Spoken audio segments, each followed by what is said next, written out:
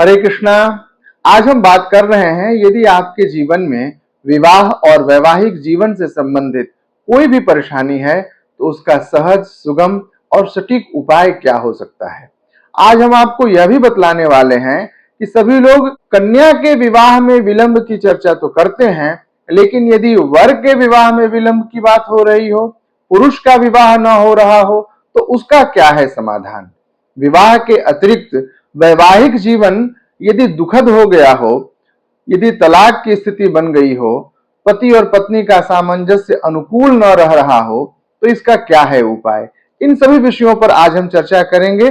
आप बने रहिए हमारे साथ। हम छोटे छोटे 4 उपायों को बतलाने वाले हैं और उन उपायों के अंतर्गत आने वाली समस्त सामग्री और पूजा की विधियों की भी चर्चा करने वाले हैं। तो आप हमारे साथ वीडियो के आखिरी तक बने रहिए। आप यदि हमारे इस कार्यक्रम से नए जुड़े हैं तो आप हमारे इस चैनल को सब्सक्राइब कर दीजिए, ताकि आपको हमारे कार्यक्रम की सभी जानकारियां मिलती रहें। यदि विवाह में विलंब है या कुंडली में आपके विवाह और वैवाहिक जीवन की कोई भी समस्या है, तो इसके समाधान के लिए आपको भगवान शिव की उपासना करनी चाहिए। भगवान शिव की उपासना से विवाह और वैवाहिक जीवन की समस्त समस्याएं समाप्त हो जाती हैं।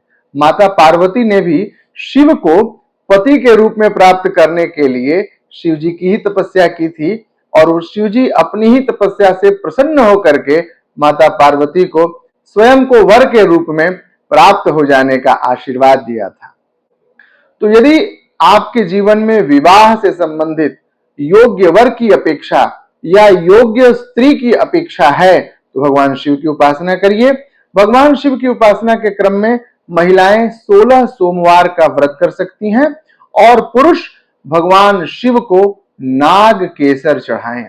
शुक्ल पक्ष की चतुर्थी तिथि से प्रारंभ करके प्रतिदिन एक नियत समय पर भगवान शिव के पूजित प्रतिष्ठापित शिवलिंग पर, अथवा यदि आपके पास में कोई ज्योतिर्लिंग हो, आप यदि काशी में रहते हो, उज्जैनी में रहते हो, तो आप ज्योतिर्लिंग पर नाग केसर अवश्य अर्पित करें। यदि प्रतिदिन न हो सके तो मासिक, त्रैमासिक या षाणमासिक अवधि में आप यदि नाग केसर भगवान शिव को अर्पित करते हैं, तो जहां एक ओर विवाह में विलंब की समस्या समाधान हो जाता है, वहीं दूसरी ओर वैवाहिक जीवन की कोई भी समस्या यदि आपके साथ चल रही है, पति पत्नी का अनबन, तलाक की स्थिति, विपरीत स्वभाव, यदि किसी भी प्रकार की कोई विसंगति है, तो वह सहज हो जाता है।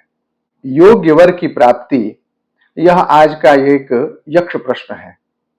महिलाओं को अपने मनोनुकूल पति की प्राप्ति हो जाए और पति को सुलक्षणा भार्या मिल जाए तो जीवन सुखमय हो जाता है। तो ऐसे संदर्भों के लिए माता गौरी की पूजा की जाती है। माता जानकी सीता ने भी भगवान राम को वर के रूप में प्राप्त करने के लिए माता गौरी की पूजा की थी। रामचरितमानस के अयोध्या कांड में तुलसी बाबा लिखते हैं कि गौरी की पूजा किस प्रकार से माता सीता ने किया था। आप उस प्रसंग का नियमित पारायण करिए।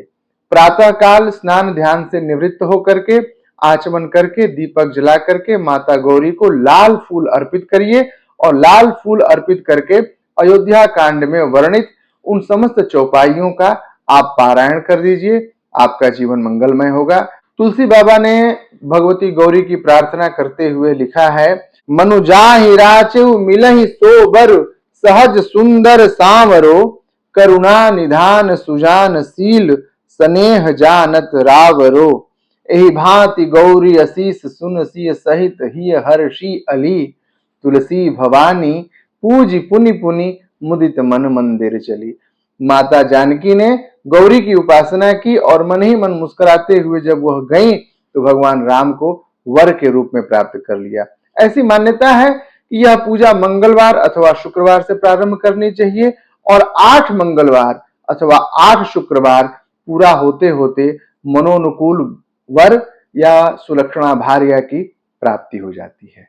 तीसरा बहुत ही चर्चित उपाय मैं आपको बतलाने जा रहा हूं। श्रीमद् भागवत में एक कथा आती है कि गोपियों ने भगवान कृष्ण को पति के रूप में प्राप्त करने के लिए भगवती दुर्गा के छठे रूप माता कात्यायनी की आराधना की थी।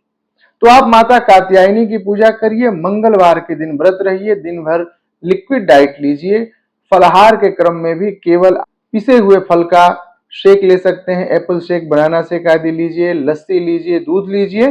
और शाम को एक अन्न का चयन कर लीजिए, चावल अथवा गेहूं। आप यदि गेहूं चयन किए हैं तो दूध रोटी खा लीजिए। नमकीन नहीं खाना है, तीखा नहीं खाना है, और जो खाना है वही भगवती को भोग भी लगाना है।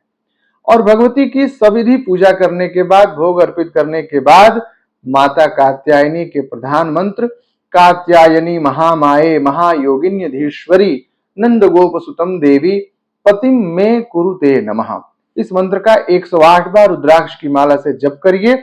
ऐसा 11 अथवा 21 मंगलवार क्रमशः करने से कई संदर्भों में 42 मंगलवार के व्रत की भी चर्चा आई है।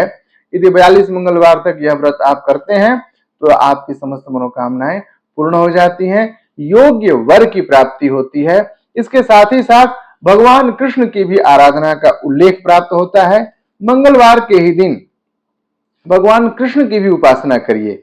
भगवान कृष्ण के मंत्र का जप तुलसी की माला से होना चाहिए। क्लीं कृष्णाय गोविंदाय गोपी जन वल्लभाय नमः, इस मंत्र का 108 बार तुलसी की माला से जप करें तो कन्या को योग्य वर की प्राप्ति हो जाती है। तो ये तो रही बात कि कन्या को योग्य वर की प्राप्ति होती है, लेकिन यदि वर को योग्य कन्या की प्राप्ति करनी हो तो भगवती दुर्गा, त्रिगुणात्मिका, महाकाली, महालक्ष्मी, महासरस्वती माता दुर्गा की आराधना बहुत ही फलकारी होती है। मार्कंडेय पुराण में दुर्गा सप्तशती के अंतर्गत एक मंत्र का वर्णन आता है, पत्नीम मनोरमाम देही मनोवृत्तानुसारिणीम तारिणीम दुर्ग संसार सागरस्य कुलोद्भवाम। तो इस मंत्र का आप नियमित पाठ करिए, नियमित जप करिए, और यदि इस मंत्र से संपुटित दुर्गा सप्तशती का आप यदि 36 पाठ कर देते हैं तो आपकी समस्त मनोकामनाएं पूर्ण हो जाती हैं। सुलक्षणा भार्या मनोनुकूल भार्या की प्राप्ति होना सुनिश्चित हो जाता है। यदि कोई पुरुष अपने वैवाहिक जीवन से परेशान है तो भी इस मंत्र का जप करे तो उसे उसकी भार्या की अनुकूलता प्राप्त होती है, उसका जीवन सुखमय हो जाता है, उसका जीवन आनंदित हो जाता है। मैंने आपको कहा था कि मैं आपको विवाह और वैवाहिक जीवन की अनुकूलता के लिए 4 छोटे छोटे उपाय मैं बताने वाला हूं। तो चौथे उपाय के अंतर्गत हम आपको बतला रहे हैं बृहस्पतिवार के व्रत की बात। बृहस्पतिवार का वर्ष पर्यंत व्रत करिए। इसे पुरुष भी कर सकते हैं और महिलाएं भी कर सकती हैं। व्रत के क्रम में भगवान देवगुरु बृहस्पति की पूजा की जाती है, भगवान विष्णु की आराधना की जाती है। दोनों क्रम अलग अलग है, दोनों की पूजा का विधान अलग है। देवगुरु बृहस्पति की पूजा का विधान अलग है और भगवान विष्णु की पूजा का विधान अलग है। बृहस्पतिवार के ही दिन आप भगवान विष्णु की आराधना करके केले के जड़ की पूजा करें और केले के जड़ में जल अर्पित करिए। इससे योग्य वर की प्राप्ति होगी। और पुरुषों के लिए चने का दाल दान करना श्रेयस्कर कहा गया है।